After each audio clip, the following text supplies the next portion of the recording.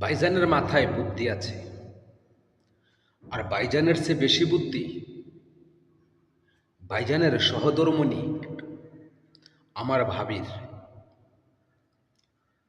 ভাইজান আর ভাবি দুজনেই কিন্তু দূর প্রবাসে অনেক দিন যাবৎ কাটিয়েছে। আর সেখানের কালচার, সেখানের চলাচল সব কিছু কিন্তু মুখস্থ এবং আয়াত করে নিয়ে এসেছে। আর এখন সেগুলো চালাবে বাংলাদেশে আমার ভাই আর আমার ভাবি। আমি বলছি বর্তমান বাংলাদেশের প্রাইম মিনিস্টার জনাব তারেক রহমানকে। উনি আমার ভাইজান, আর আমার ভাবি ওনার সহধর্মিণী জুবেদা রহমান। এখন এই লাল নীল রঙিন বাসগুলো রাস্তায় নামিয়েছে না, আবার সেখানে কিন্তু লালপরি নীলপরি হলুদ পরিকে ড্রাইভার বানিয়ে দিয়েছে। কিন্তু আপনি কি এই বাবির বুদ্ধিটা নিয়ে ভাইজান এই কাজটা করেছেন কিনা?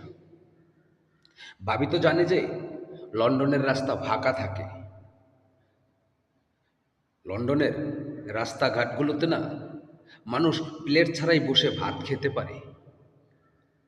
আর এটা তো বাংলাদেশ। একটা নারীর হাতে একটা দোতলা তিনতলা বাস তুলে দেওয়ার আগে আপনাদের ভাবা উচিত ছিল যে আসলে কি নারী এটার যোগ্য কিনা। 10 বৎসর গাড়ির হেল্পারি করে ড্রাইভারের চান্স পাই না, আর আপনি ওই বিআরটিসির সামান্য পরিমাণ ট্রেডিং দেওয়াই একটা নারীর হাতে তুলে দিয়েছেন একটা বাস।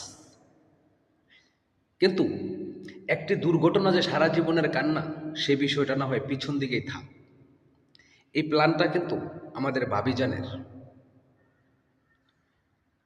যদিও শেখ হাসিনা কিছুটা রাস্তাঘাটের উন্নয়ন বাংলাদেশে করে দিয়ে গেছে, তাই হয়তো এখনো টের পাচ্ছে না।